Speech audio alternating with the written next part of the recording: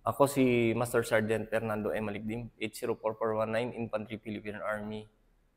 28 years in the service na nandito sa 37th IB. Simula noong 1997 hanggang 2025 ngayon. So, yung encounter namin sa Pawas, sabi ko nga nung hindi ko makakalimutan, nung na-wounded yung aming officer o commanding officer.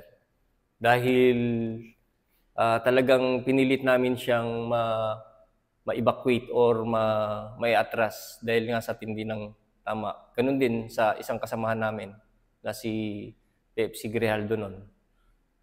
Kahit na binabakbakan kami o talagang hinahabol kami ng mga rebelde noon o kalaban namin, hindi mo maalis sa kasamahan na hindi yung iiwan. Talagang pinagtulong-tulungan namin na ma-atras yung mga wounded namin o casualty namin.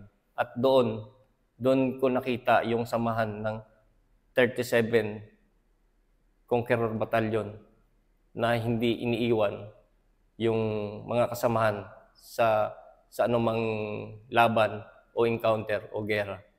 Kaya nagpapasalamat ako sa Panginoon na hindi kami pinapabayaan hanggang ngayon. Kahit na anong encounter, lagi lang kami nagdadasal sa Poong May Kapal.